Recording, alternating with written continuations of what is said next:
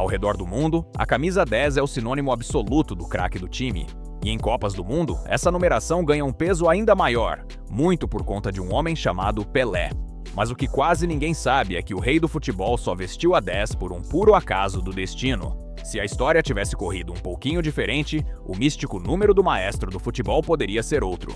Hoje, nós vamos mergulhar na história dos jogadores que vestiram a camisa 10 do Brasil e alcançaram a glória máxima, os camisas 10 campeões do mundo.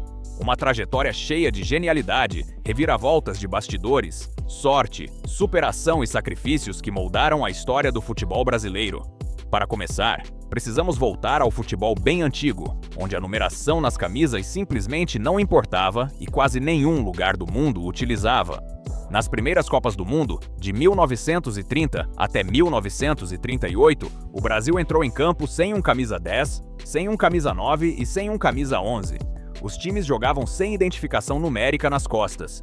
Isso só mudou depois da Segunda Guerra Mundial, quando os torneios voltaram.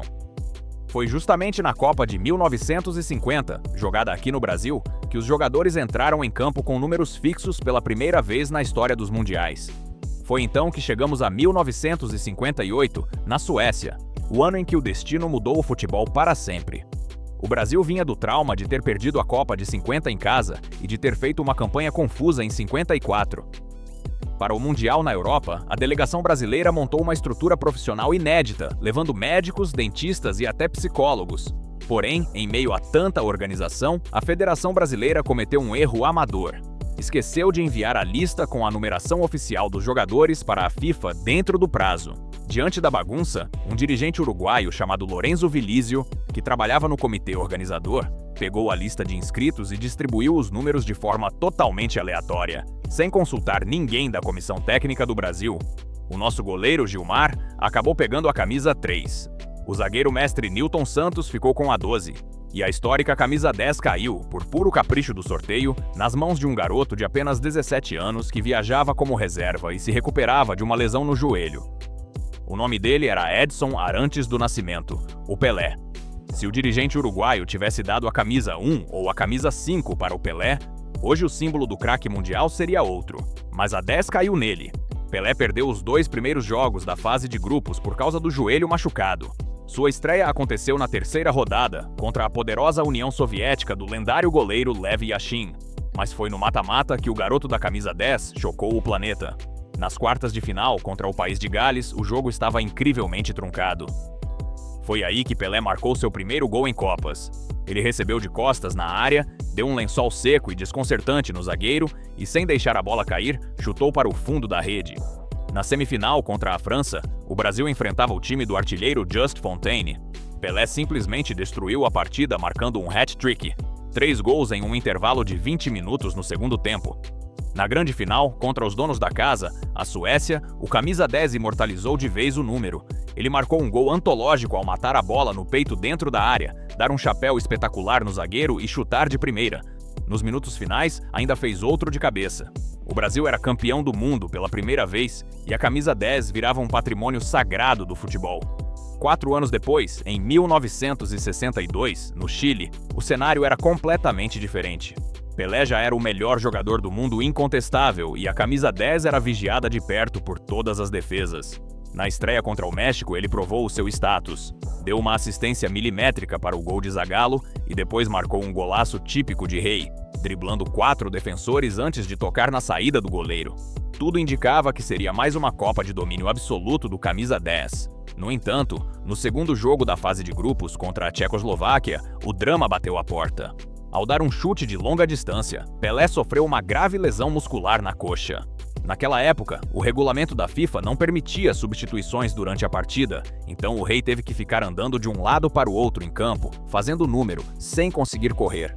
Ele foi cortado do restante da competição, mas a história dessa camisa 10 campeã também se faz pelo coletivo. Amarildo entrou para substituir o rei no time, enquanto o camisa 7, Mané Garrincha, assumiu a liderança técnica e o protagonismo absoluto do torneio.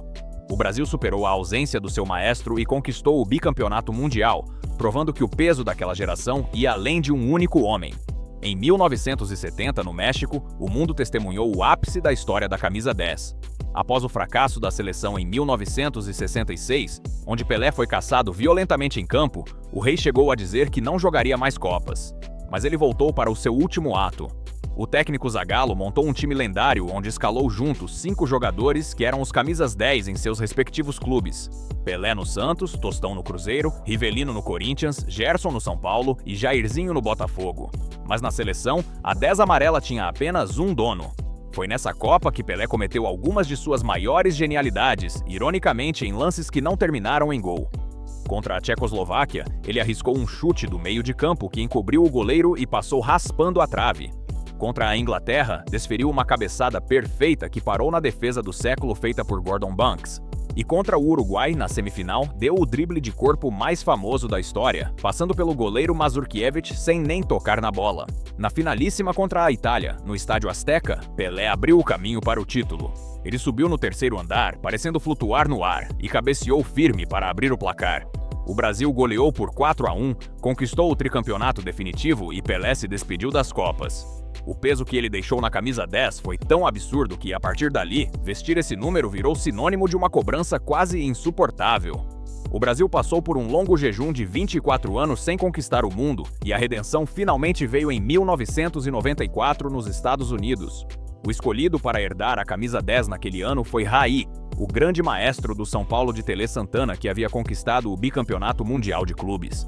Raí tinha o perfil perfeito do 10 clássico, elegante, inteligente, alto e de passada larga. Além disso, ele carregava a herança genética do futebol brasileiro, sendo o irmão mais novo do lendário Sócrates, craque de 82. Raí chegou ao torneio não apenas com a 10, mas também com a faixa de capitão e a liderança do grupo.